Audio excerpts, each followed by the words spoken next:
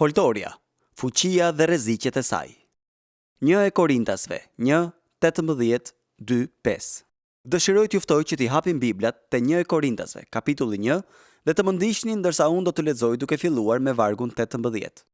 Sepse fjala e kryqit është marrëzi për ata që humbin, por për ne që shpëtohemi është fuqia e Perëndisë, sepse është shkruar: do të bëj të humbas urtësia e të urtëve dhe do të asgjësoj mençurinë e të mençurve. Ku është i urti? Ku është skribi? Ku është debatuesi i kësaj epoke? A nuk e bëri të marrë Perëndia urtësinë e kësaj bote? Sepse, duke qenë se nëpërmjet urtësisë së Perëndisë, bota nuk e njohu Perëndinë me urtësinë e vet, Perëndisi i pëlqeu të shpëtojë ata që besojnë nëpërmjet marrëzisë së predikimit, sepse judejt kërkojnë një shenjë dhe grekët kërkojnë urtësi. Por ne predikojmë Krishtin të kryqëzuar, skandal për judejt dhe marrëzi për grekët. Kurse për ata që janë të thirrur, qofshin judej ose grek, predikojmë Krishtin, fuqia e Perëndisë dhe urtësia e Perëndisë, sepse marrëzia e Perëndisë është më e urtë se njerëzit dhe dobësia e Perëndisë është më e fortë se njerëzit. Shikoni në fakt thirrjen tuaj, vëllezër, sepse ndër ju ka jo shumë të urtë sipas mishit, jo shumë të fuqishëm, jo shumë fisnik, por Perëndia ka zgjedhur gjërat e marra të botës për të turpëruar të urtët, dhe Perëndia ka zgjedhur gjërat e dobta të botës për të turpëruar gjërat e forta, dhe Perëndia ka zgjedhur gjërat jo fisnike të botës dhe gjërat e përçmuara, edhe gjërat që nuk janë, për të asgjësuar ato që janë, që asnjë mish të mos mburret përpara tij. Edhe prej tij ju jeni në Krishtin Jezus, i cili u bë për ne urtësi prej Perëndisë, drejtësi edhe shenjtërim dhe shpengim, që, sikurse është shkruar, ai që mburret, le të mburret në Zotin. Edhe unë, o vëllezër, kur erdha te ju, nuk erdha me shkëlqim fjalësh a urtësie që t'ju shpall dëshminë e Perëndisë, sepse vendosa që të mos di gjë tjetër ndër ju veç Jezu Krishtit edhe atë të kryqëzuar. Edhe unë erdha te ju në dobësi, me frikë dhe drithërim të madhe, dhe fjala ime dhe predikimi im nuk u bën më fjalë mbushamendëse nga urtësia njerëzore, por në dëftim të frymës dhe të fuqisë, që besimi juaj të mos qëndrojë në urtësinë e njerëzve, por në fuqinë e Perëndisë. Lavdi Perëndisë për fjalën e tij. O atë, me Bibla të hapura në duar dhe me mendje të gatshme për të dëgjuar zërin tënd, ne lutemi që fryma jote të jetë mësuesi ynë. Për hir të Jezusit. Amen. Tema ime këtë mëngjes është foltoria, fuqia dhe rreziqet e saj. Sigurisht që po flasim për foltoren si një metaforë për vendin e shtjellimit të fjalës së Perëndisë. Ne besojmë se nga foltoret në vendin ton nuk duhet të dëgjojmë idete ndritura të njerëzve, jo mendimet e tyre gjëmuese, as teoritë dhe as spekulimet e tyre. Ne e marrim si të mirëqenë që foltoria nuk është një vend nga ku të lëshohen slogane dhe as fjalë manipuluese. Ky nuk është vendi për të treguar histori të bukura dhe për të ngjallur emocione, por është vendi nga ku jepet udhëzim dhe drejtim nga Perëndia përmes fjalëve të një burri. Një udhëzim i bazuar në Bibël, plot me frymën e shenjtë që lartëson Krishtin dhe që ndikon jetën, i cili i bën dëgjuesit të ndjejnë fuqinë e tekstit dhe jo performancën e predikuesit. Ky është supozimi themelor me të cilin i qasemi studimit ton kësaj here. Kam pasur privilegjin ta predikoj Biblën për këto 23 vitet e fundit, të paktën që nga koha kur fillova ta bëja këtë në një kontekst formal, në kontekstin e një kishe lokale. Trajtimi i kësaj teme tani më kujton atë djalin e ri që u diplomua me një gradë shkencore, doktor në filozofi, në psikologjinë e fëmijëve. Duke qenë tepër i sigurt për pozitën e vet, teza e doktoratës së tij u botua me titullin 5 parime përfundimtare për rritjen e fëmijëve. Ai ishte beqar dhe pas 1 apo 2 vjetësh u martua. Kur i lindi fëmia i parë, erdhën dhe e pyetën nëse donte që ta ribënte tezën e tij. Prandaj, ai e shfrytëzoi mundësinë dhe ja ndryshoi titullin në 5 parime për rritjen e fëmijëve, duke e hequr fjalën përfundimtare. Pasi i lindi fëmia i dytë, ai e ndryshoi titullin në 5 mendime për rritjen e fëmijëve. Dhe kur familja e tyre ishte plotësuar me lindjen e fëmijës së 5, e kishte ndryshuar titullin në Më ndihmoni, po vdes. Për të mos u dukur mendje madh para shumë kolegëve dhe mentorëve të mi, edhe unë ndihem një lloj kur bëhet fjalë për të trajtuar temën e predikimit. Sa më shumë kohë që kalon, aq më pak duket se di dhe aq më e mistershme më duket kjo punë. Pra, se me çfarë ka të bëjë në të vërtetë predikimi. Madje edhe në bisedat private gjatë 48 orëve të fundit, shpesh e kam pasur shumë të vështirë për t'i shprehur mendimet që gjenden thellë brenda meje. Pjesa më e madhe e asaj që do t'ju tregoj tani, sidomos në fillim, nuk ka ndonjë mbështetje biblike. Me këtë dua të them se do t'ju tregoj më së pari disa rreziqe të cilat mund të jenë prirjet e mia personale dhe kështu do ta kuptoni disi këndvështrimin tim. Ndoshta edhe ju mund të identifikoheni me to.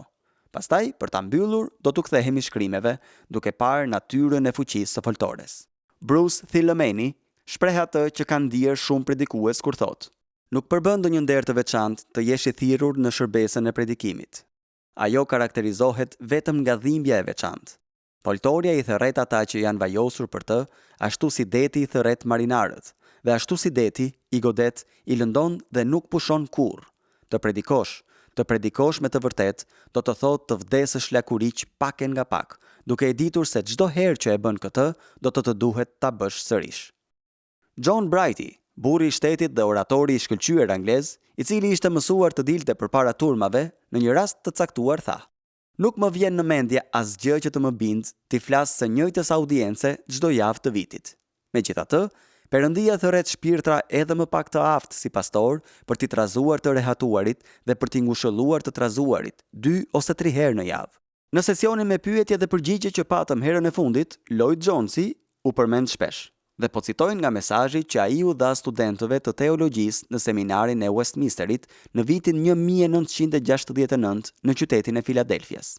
Ndërsa u shpjegonte se përse ishte përgatitur të vinte dhe të jepte këto leksione mbi predikimin, ai tha: në fund të fundit, arsyet, pse isha shumë gati për t'i dhënë këto leksione, është se për mua puna e predikimit është thirrja më e lartë, më madhështore dhe më e lavdishme në të cilën mund të thirret ndokush.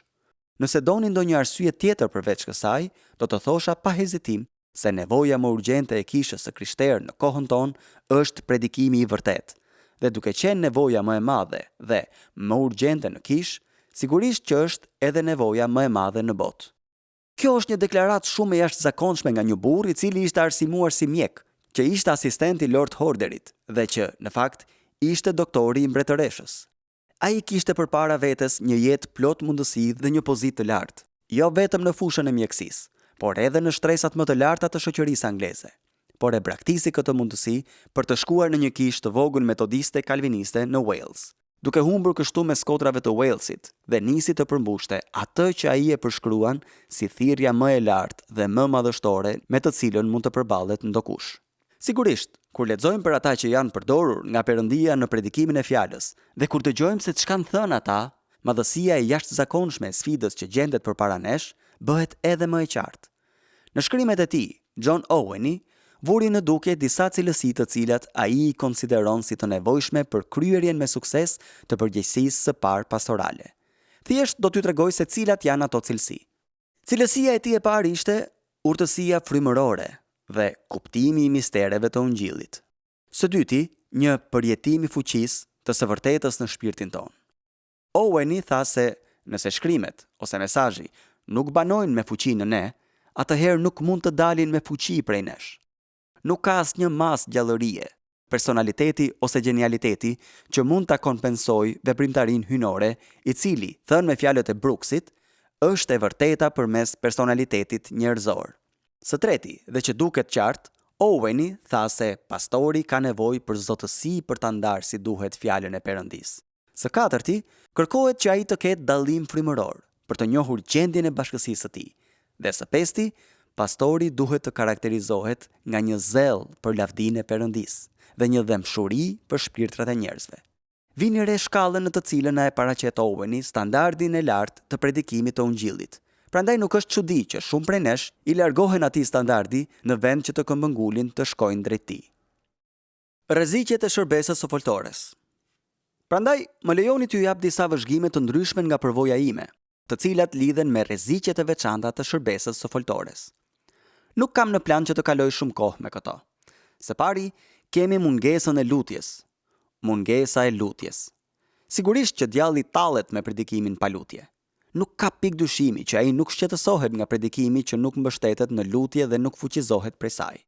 Në dosjet e mia, kam një libër të vogël mbi lutjen, i botuar nga Overseas Missionary Fellowship. Në kapakun e tij gjendet ky citat: nëse lutja jon është e varfër, Kjo ndodh nga që e konsiderojmë si diçka shtesë dhe jo si thelbësore.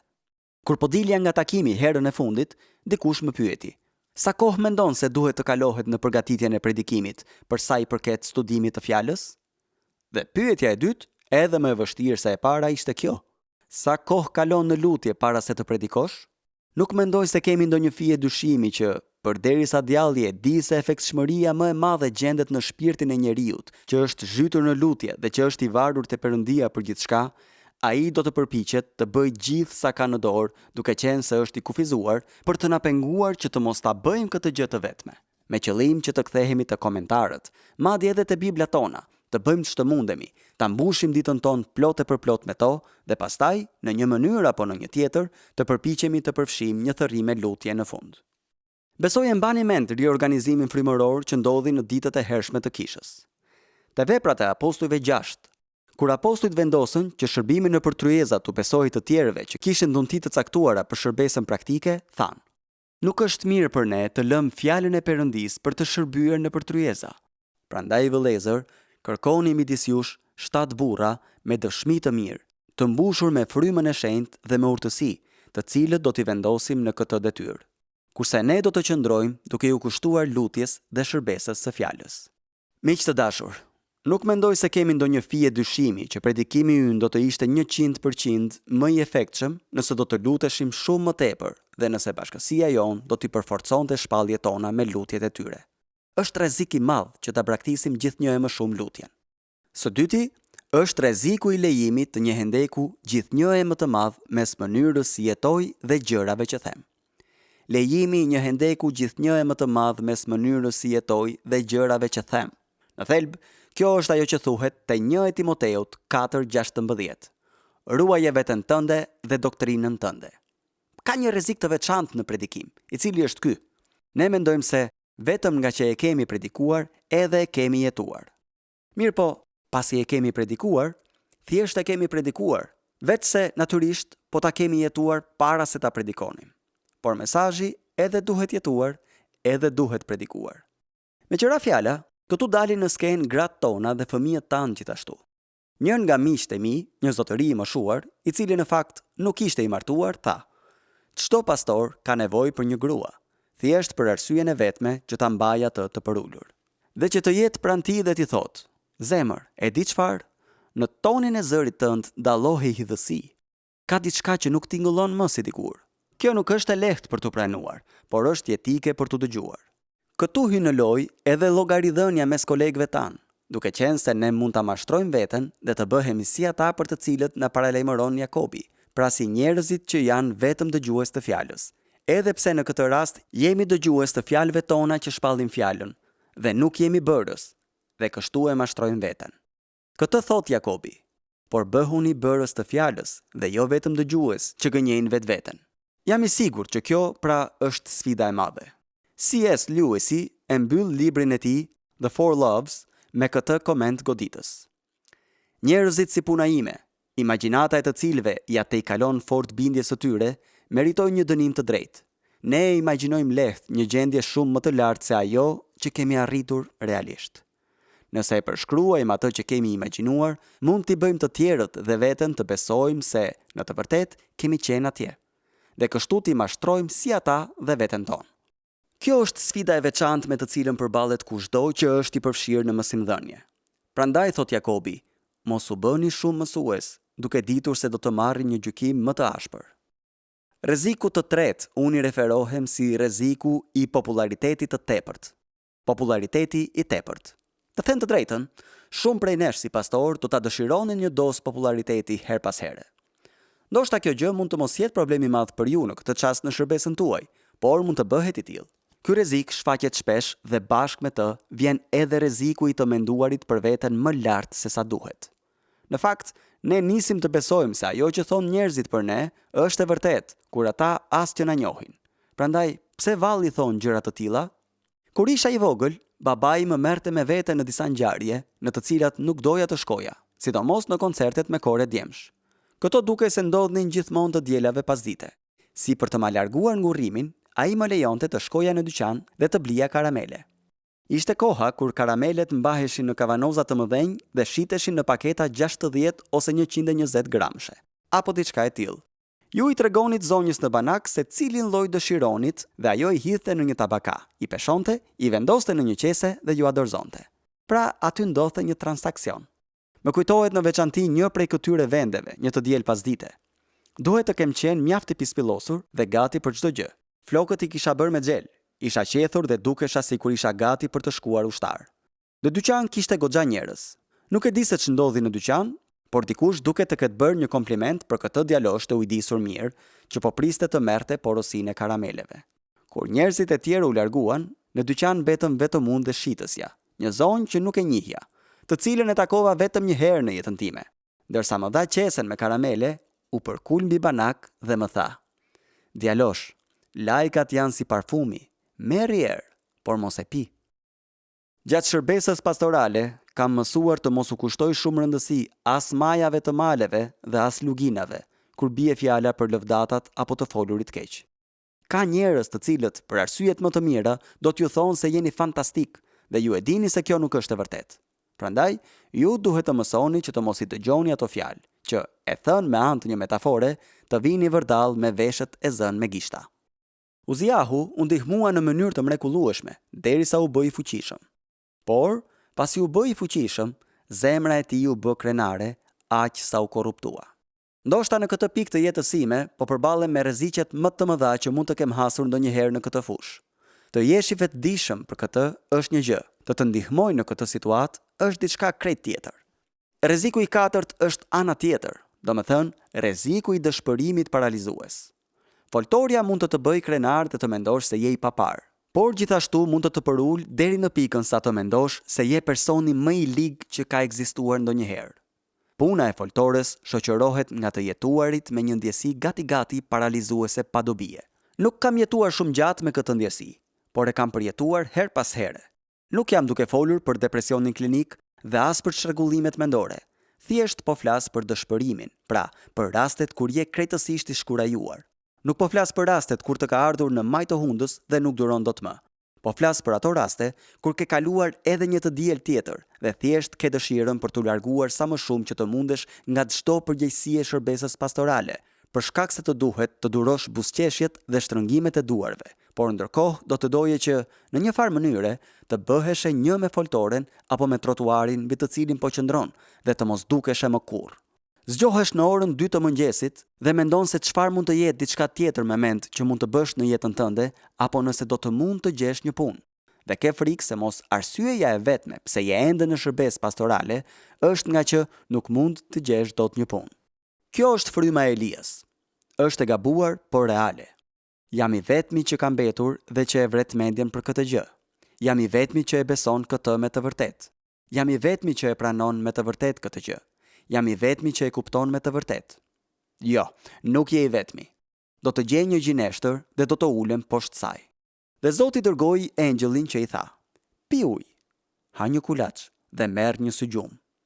Pastaj e dërgoi engjëllin për herë të dytë dhe i tha: "Pi ujë, ha kulaç dhe flis sërish." Luteri kishte një strategji shumë të mirë në lidhje me këtë gjë. Një ditë e shoqja zbriti poshtë e veshur krejt me të zeza, sikur të ishte duke mbajtur zi. Ajo ul përballë tij në tryezë dhe ai u shtang nga pamja e saj. Ai i tha: "E dashur, çfarë ka ndodhur? Mos ka vdekur njeri dhe unë nuk e pas kam marrë vesh?" "Po," ja ktheu ajo. "Ka vdekur Perëndia." "Ç'po thua kështu?" ja ktheu Luteri. "Kjo është gjë e tmerrshme për të thënë." Pastaj ajo i tha: "E po, atëherë, Martini im i dashur, pse vallë po jeton kështu nëse Perëndia është ende gjallë?" Himni "Është i sigurt shpirti im" u shkruan nga një përjetim në një spital psikiatrik. Jo, nuk ndodhi kështu. Ky himn u shkrua pas përjetimit të humbjes së 4 fëmijëve. Në fakt, Perëndia lëviz në mënyra të mistershme. U shkrua nga Cowperi pas një përjetimi në spitalin psikiatrik. Mos e gjyko Zotin në dobësi. Mëkoti rrëmon veprat e tij. Veç Perëndia ato mund t'i interpretoj. Një ditë qartë ai do të ta tregoj. Nuk e di nëse ndokush mund të thotë se ka predikuar ndonjëherë me të vërtetë nëse nuk e ka ndier barrën e dëshpërimit paralizues. Sepse, kur i lexon librat e profetëve, ndesh shprehje si orakulli i Amosit, ose orakulli i Elias. Fjala që përdoret atje është barr. Barra e këtij burri. Kjo barrë e jashtëzakonshme të cilën ke përgjegjësinë për të dalë përpara dhe për ta përmbushur. Nuk ka të bëjë thjesht me mbajtjen e një fjalimi, nuk ka të bëjë thjesht me shpalosjen e urtësisë sate, jo thjesht me tregimin e ideve të tua. Ka të bëjë me faktin që Perëndia të ka vendosur në atë vend. Nuk e di se si është të lindësh një foshnjë, por mund ta marr me mend që është diçka shumë e mrekullueshme. Dhe mendoj se të predikosh me të vërtet është përjetimi më i afërt që do të ketë ndonjëherë një burr me dhimbjet e lindjes. I gjithë gëzimi, i gjithë pikëllimi, e gjithë dhimbja, e gjithë pritja dhe të gjitha emocionet që janë të përfshira në të. Prandaj, ky rrezik është një rrezik real. Mbajini parasysh këtë kur e përshëndetni pastorin tuaj me një përzemërsi sa për sy e faqe. Mbajini parasysh këtë kur bëni komentet tuaja sipërfaqësore në bisedat pa lidhje dhe në pësherëtimat sipërfaqësore në caqet e mendjes son, ndërsa flisni për gjërat që kanë rëndësi me fjalë që duhen thënë. A ja vlen me të vërtet analizat? Mos vallë ka vdekur teatri? Sa shumë më rëzi. E po, çfarë bëni ju? Çfarë bëj unë? E po, gruaja ime më përqafon dhe pastaj më shkelmon. Ajo më shkelmon që të hidhem në veprim dhe pastaj më kthen në jetë me një përqafim. Me qëra fjala, kundër helmi i Luterit, kur dikush vinte i dëshpëruar tek ai, ishte që t'i thoshte: mbrehi kuajt në karrocë dhe shkosh brenda pleh organik në Përara. E merrni dot me mend të shkoni për këshillim pastoral? Të shkoni me një ndjesi dëshpërimi paralizues? Ju shkoni, filloni t'i tregoni historinë tuaj të gjatë dhe martini u ndërpret duke u thënë: shpirti i dashur, lërm të ta tregoj me një frazë të vetme se çfarë të bësh. Shko mbrehi kuajt në karrocë dhe shpërndaj pleh organik në Përara. Era e rëndë e plehut ka një efekt të habitshëm dhe do të ta ndryshojë një herë mirë mënyrën se si i sheh të gjitha gjërat.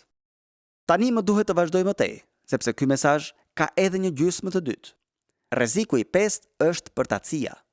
Rreziku i përtatësisë.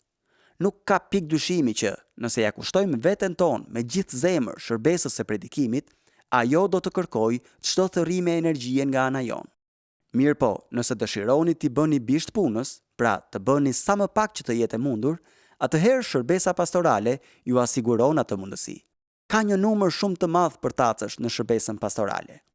Nëse ata do të ishin të përfshirë në ndonjë ndërmarrje private, do të kishin vdekur urie. Nuk do të kishin as 100 dark në xhep dhe nuk do të fitonin dot kurrë dy pare. Ata kanë nevojë për një shkelm të mirë në të ndenjura, që të hidhen sërish në veprim. Ruhuni nga përtatësia dhe marrja e gjërave tepër shtruar, kur bashkësia juaj ka 4 orë që ju pret. Jepeni fund kësaj marrëzie që thotë se duhet të jeni në shtëpi me familjen tuaj, pasi nëse nuk kujdeseni për familjen tuaj, nuk mund të kujdeseni dot për kishën.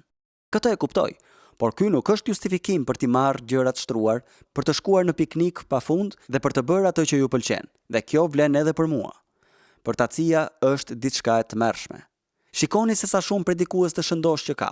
E po, si mund të kesh një bark të shëndosh? Isha duke folur për njerëz në Britani. Nuk e kisha fjalën për Amerikën. Së gjashti, ndjenjat e gabuara.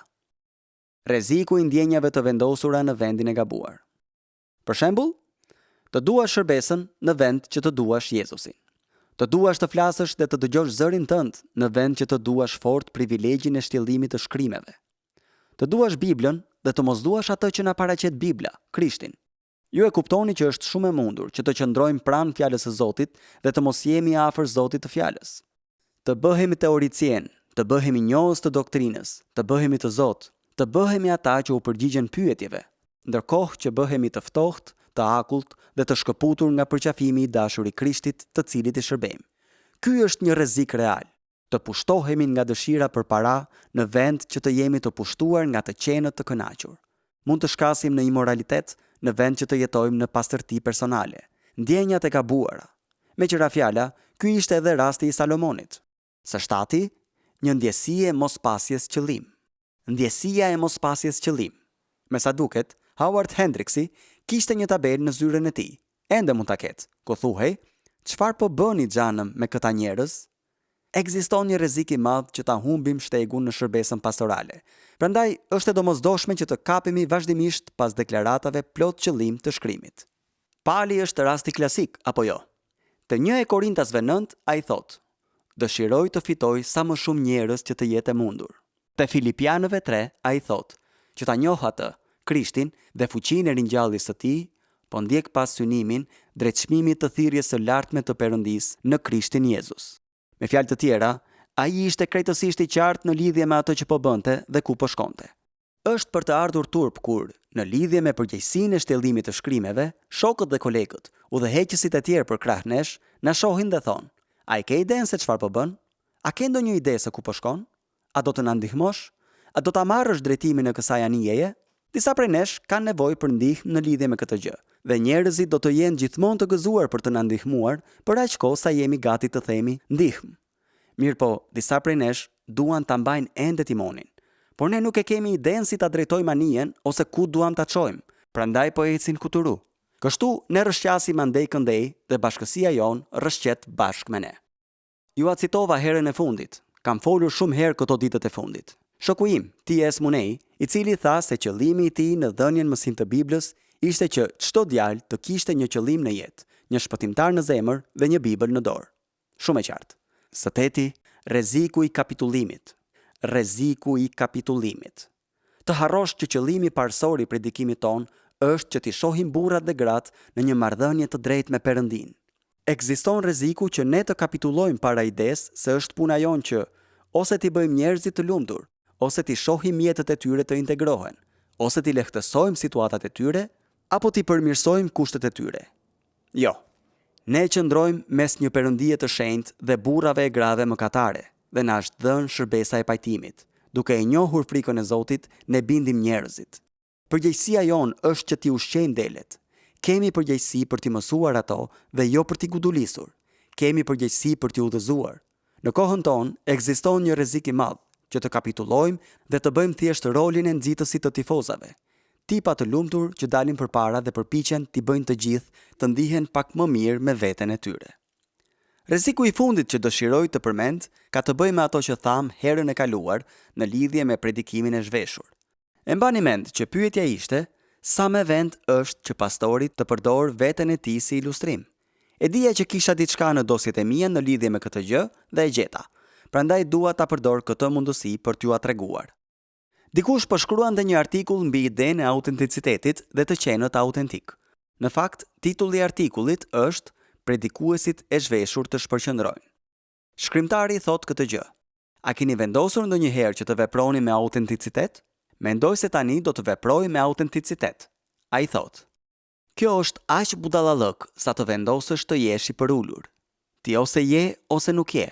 Nëse e mbush predikimin tim qëllimisht me doza autenticiteti të zgjedhura që më parë, do të thotë që nuk po tregohem autentik.